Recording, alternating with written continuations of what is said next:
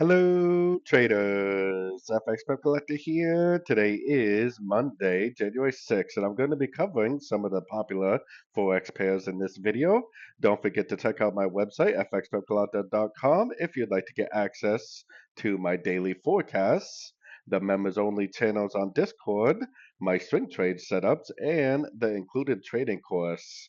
Also, check out the video timestamps if you'd like to skip ahead to your favorite pairs.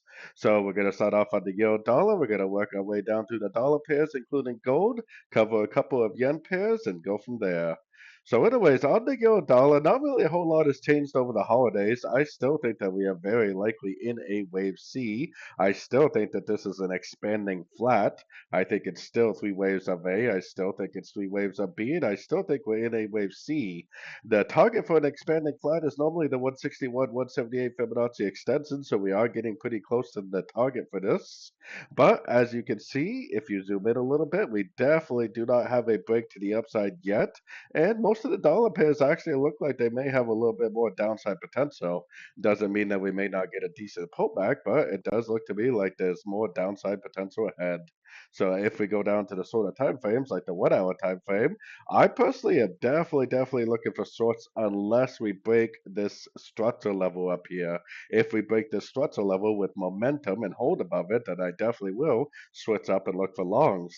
But for now, I got my Fibonacci retracement on this last impulsive move down. I'm definitely looking for Fibonacci bounces. I'm definitely looking for nice impulsive moves. And I would actually prefer to see a three-way pullback. So if it does decide to make a 1, 2, and 3 wave pullback and a nice impulsive move down at a Fibonacci level, then that would be the most ideal setup that I'd be looking for.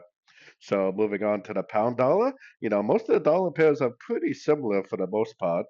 I think the pound dollar is very similar to the euro dollar, except for I think the pound dollar is making a running flat instead of an expanding flat.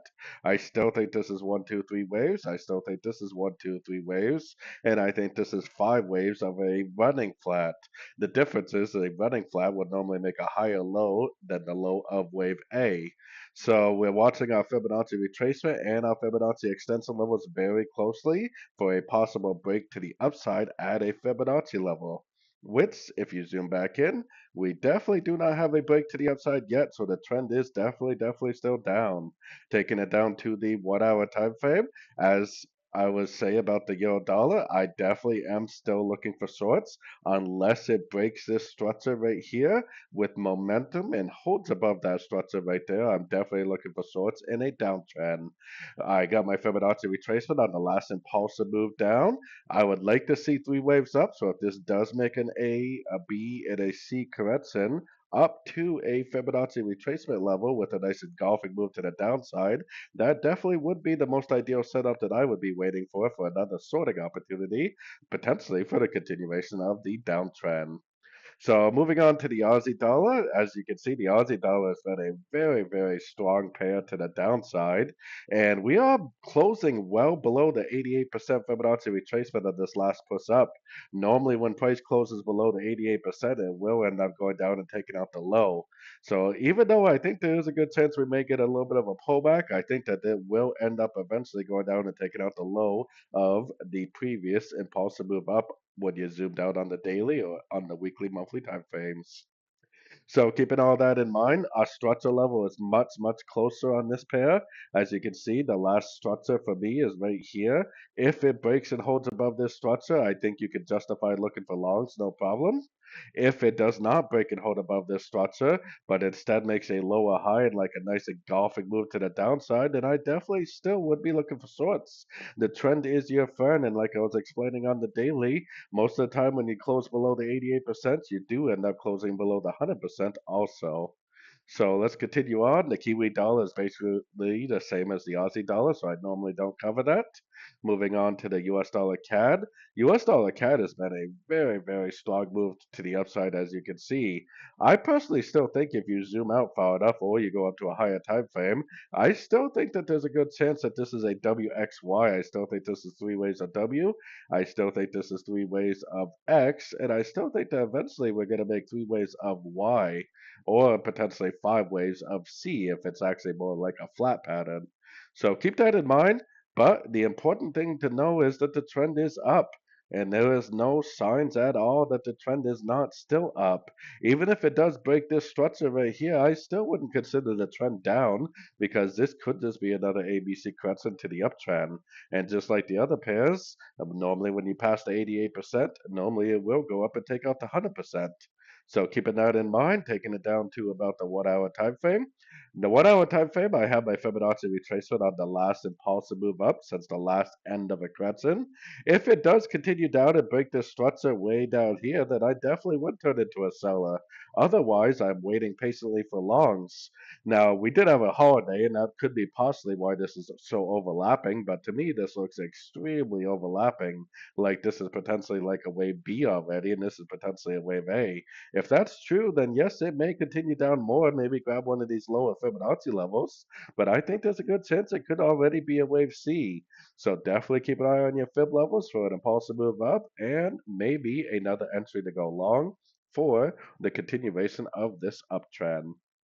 Now, moving on to the US dollar Swiss, which I normally don't make videos on, but the US dollar Swiss is definitely a good pair. Now, I think the US dollar Swiss possibly ended a wave E recently. If that is the end of a wave E, then it probably will eventually go up and take out this high before it completes the wave A or wave 1, like I have marked right here. So potentially we still do have a little bit more upside potential on this for sure. Most wave A's or wave ones do take out the high of the previous wave four. So I think there's a good chance that we will eventually get another push up. Moving down to the 1 hour time frame. Probably the best thing to do on this was pretty much the same as the other dollar pairs for your Fibonacci retracement on the 1 hour time frame on the last impulsive move up. I would definitely be looking for three waves down. I would definitely be looking for a Fibonacci bounce for the continuation of the uptrend. Now, I'm not a scalper, but if you are a scalper, you could be trading counter trend on some of these moves until you get a Fibonacci bounce with a nice engulfing move to the upside and three waves down. So moving on to gold. Gold was very, very slow over the holidays, as you can see. There really was very little price action over the holidays on gold. I personally think that gold is likely in a wave four right now. This is likely the top of a wave three. If that's true, then it definitely could possibly go up and grab these highs, but eventually it should go down and make a wave C to complete an ABC of wave four on like the weekly, monthly time frames. So keeping that in mind, let's take it down to the 1 hour time frame. So on the 1 hour time frame, I was definitely originally thinking before the holidays that this was the top of a wave B already. If that really is the top of a wave B, then this move up that we're currently seeing is likely a crescent to this move down. And if that is true, then this may have already made an A, a B, and a C. And if that already is an ABC, then this potentially might start a brand new downtrend. So for the most part, I would be looking for shorts right now. Now I have my Fibonacci retracement. If you zoom in a little bit, I have my Fibonacci retracement on this last push up because even if it does continue the downtrend, these Fib levels are going to be areas of resistance. It definitely will be areas of support and resistance where the market likely will make a bounce. So I would be looking for shorts. If it does go up and start really breaking structure, then I probably would switch back to looking for buys. But overall, I'd be looking for shorts in a downtrend because to me, this potentially looks like an A, B, and C correction to the last impulsive move down. So anyways, let's take it down to the US dollar yen. We're going to switch it up and start looking at a few yen pairs. The US dollar yen, I definitely consider more of a yen pair than a dollar pair. That's why I group it with the other yen pairs. Now, anyways, on the US dollar yen, I still think there's a good chance that this could be a wave B of an ABC correction. But we also have to keep in mind that sometimes what we think is a wave B is actually the continuation of the uptrend. Excuse me. And if this is the continuation of the uptrend, this potentially could just keep on going up. Now, luckily for me, I trade a wave B exactly the same as I would trade the continuation of the uptrend, which is looking for longs on shorter time frames. So I'm looking at this as potentially being a wave B, but I'm looking for longs. And if it does not respect this Fibonacci level and it just keeps on pushing up while I'm looking for longs on shorter time frames, then that really should not create any issues at all for me. So going down to the 1 hour time frame, I mean, I definitely would be looking for pullbacks. To me, it kind of looks like it already made a three-way pullback right here. I mean, it potentially might already be the end of a correction, and it potentially could just keep on going up from here. If it does decide to go down and do a liquidity grab, like take out these lows, I still think that it potentially would just be maybe an A, B, C, D, E correction to the uptrend, like a triangle, and potentially later on it would continue the uptrend. So I personally am definitely looking for longs in an uptrend. Even if it does break structure, I would be looking for a rejection of structure and potentially the continuation of the uptrend. Moving down to the euro yen. Now, some of these yen pairs I was thinking might have already ended a way B, but I mean the trend is up as you can see, and like just like the other ones, if we're looking for longs at sort of time frames and we think it's a way B, and we're looking for longs and it just keeps on going up, then that really shouldn't create any issues at all. And on the other hand, if it does break structure to the downside, we'll start looking for shorts. And if it really is the end of a way B and it breaks structure to the downside, we're looking for shorts. That also shouldn't really create any issues for us. So, like I said, originally I was thinking this was an A. I was thinking that this was already a wave B, and I was thinking that this was like impulsive down, corrective up, and impulsive down, like a 1, 2, 3 of wave C or a 1, 2, 3 of wave 3. So that's what I was originally thinking. So definitely keep an eye out to see if this makes a lower high, something like this and continues back down. But for now, the trend is our friend, and we definitely should be looking for longs. Going down to the 1 hour time frame, I got my Fibonacci retracement on this move right here. Because if it does make an impulsive move down at a Fibonacci level, you could possibly try taking it as a short.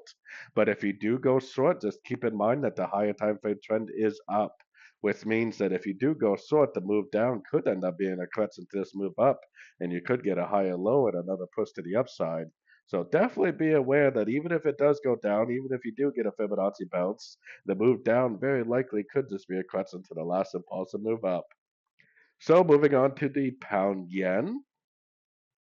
Pound yen is very, very similar to the euro yen and even the dollar yen. Like I was saying about the other ones, I was originally thinking this was an A. I was thinking that this was an expanding flat wave B. And I was thinking that this potentially was like a 1, a 2, and going down eventually for a 3, 4, 5 of C or a 3, 4, 5 of 3. Now, the trend is definitely up right now. We have no confirmation at all that the trend is down. And just like the other ones, if we're expecting if we're looking for logs on sort of time frames and it just keeps on going up and up and up and up, that's definitely not a problem. On the other hand, if it breaks to the downside and we start looking for shorts and it just keeps on going down and down and down, that also is not really going to create any issues for me. So, anyways, I believe that this move up right here could either be still part of a wave B, or maybe this right here is already the completion of the wave B here. This is going to make like a lower high go down. So either scenario, we should be able to recognize that when and if it happens. Going down to the 1 hour time frame. On the 1 hour time frame, I got my Fibonacci retracement on this last move down. And I'm looking at this move up as potentially being the continuation of some sort of an uptrend. I definitely am looking for logs, but while I'm looking for logs, I'm paying very close attention to fib levels. If we get some sort of a double top at a fib level, some sort of an engulfing move down, you definitely could try to go short. But if you do go short, you have to keep in mind that you are fighting the trend. The trend is definitely up on all of our higher roadmap time frames. So what that means to me is if even if it does make a fib bounce and a nice impulsive move down, it could just end up being a correction to this last move up and it potentially could continue up later on. So I could justify going short at a Fibonacci level, but you have to be very cautious because the trend is your friend and all the higher time frame trends are up right now. So primarily, I would definitely be focused on going long at the end of every single pullback I see. So, anyways, today is Monday. Monday is usually kind of a slow day. We do have a little bit of news coming out today. We got final service PMI for the US dollar. It is a decent news event for the dollar pair, so definitely keep an eye on that, especially if you do trade the lower time frames, which I really do not trade the lower time frames at all. So keep an eye out for that. That's really the only news event that we really have to pay attention to today. So yeah, definitely take it out on that. And as far as the rest of these Forex pairs right here, I do analyze every single pair on this list right here, including the Dow Jones, which is not on this list, in my forecast and my Zoom meetings that I do 4 times a week. 4 times a week, I do live streams for my members. And you become a member by signing up at my website, which is only $30 per month. So it's very, very cheap, and it comes with a lot. It comes with the trading course. It comes with the members forecasts. It comes with the members channels on Discord, and it comes with all my swing trade setups with stop losses and take profits. So definitely check out my website if you're interested in that. And otherwise, I will talk to you all later. And as always, thank you and happy trading to all.